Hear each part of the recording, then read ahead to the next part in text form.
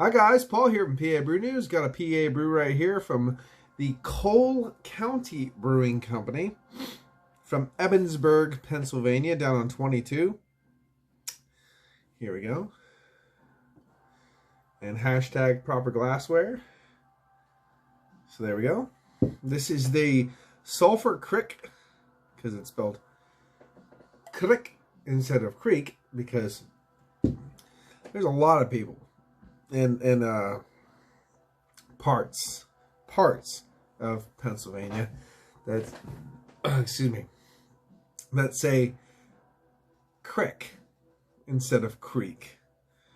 I am not a Cricker, I am a Creeker. So I know my ex-wife was a Cricker, and I had to definitely make fun of her a lot. So it was just one of those things. But Sulphur Crick, hazy New England style IPA, coming in at 5.2 alcohol by volume, and again from Cole County Brewery from Ebensburg, Pennsylvania. If there is anything, I don't think there's anything else about it. So let's just get right into it. It's a sticker on the can. There you go.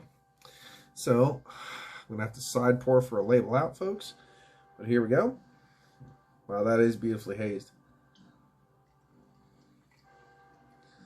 I have to believe this is off a tap system in a crowler fashion.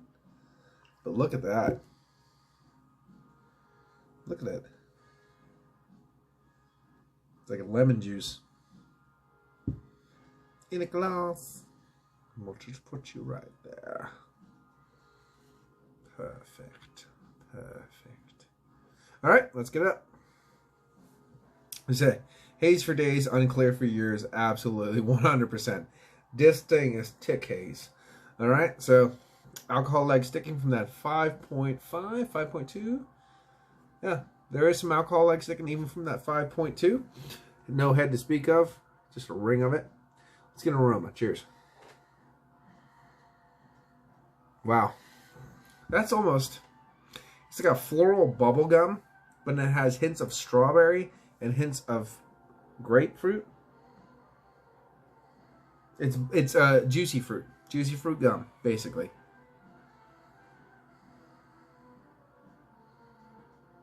Yeah, Wrigley's juicy fruit gum, absolutely. Tons of it. I really like Wrigley. I always like the smell of Wrigley's juicy fruit gum. So, winner. Let's get a taste. Cheers.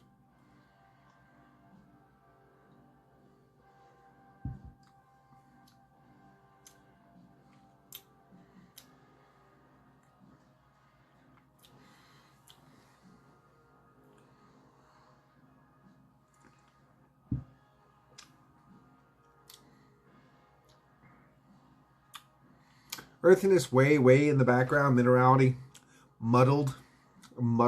I think a watery back end, muddled.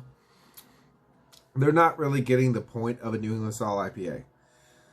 They make it haze, just murk haze, and not just like because I don't know if you can tell that haze is not the same thing as a nice haze. You almost have a vibrancy to a nice New England style haze. It's almost like neon. It's almost glowing in the glass, if you know what I mean. Like when you pour it out sometimes, it's kind of stupid of how it just looks. This just looks like, you know, unfiltered shrub, you know, at the bottom of your brew kettle and you're trying to drink it. I will say that. And I'm saying that because it's referencing that in my palate. Everything's blanketed down with this bleh, this non-descriptive bleh character of that malt base, and it's watered down. That's why it shouldn't be probably 5.2. You should be probably try to be pushing in a 7 or 8 if you're going to try to make one of these. And then like this soft minerality earthiness in the background, and then the front is the only time you get a little bit of that same tonality that you're getting in the nose.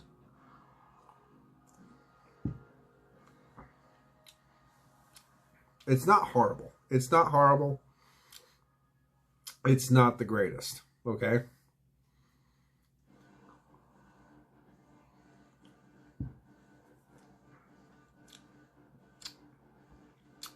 It's not horrible. Not horrible. There is a soft grapefruit, hint of an orange tonality, kind of lingering through the palate on the way. The base of the body, though, if you just go in straight base body, vibrancy, and then just dies off and then just through. But if you're going for like the effervescent kind of quality around it with the fruit, like I said, the base, a little bit more bombastic, more in their face, then I don't know, it's weird. It separates.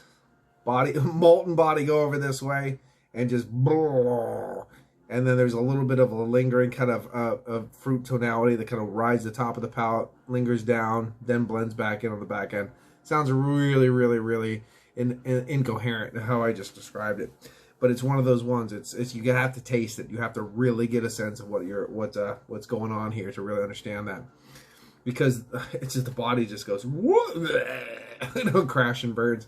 But there is a soft sense of a little bit of grapefruit and a little bit of orange that kind of just rides down that plane crash a little bit more smoothly than the body does, and then dissipates. Kind of poof. And then after that's left that little bit of earthiness, a little bit of minerality. It's not the worst beer in the world, but really it's not that great.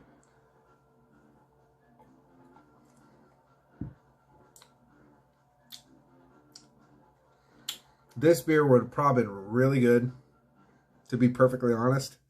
This probably would have been a really good beer if there was no sedimentation. If they tried to make it haze-free, clear as a bell, this probably would have been a pretty decent beer. This is like, it's not similar to a Fail New Trail beer, but this is like similar to what New Trail does. Sometimes those beers are just better when they're clear, and the malt base is detracting from a lot of the good characters of this beer, I think would have actually normally offered. Like I said, it's not the worst beer in the world. It's not to style for a New England style IPA at all. You know what I mean? It's just murk. A lot of murk. There's a lot of murk.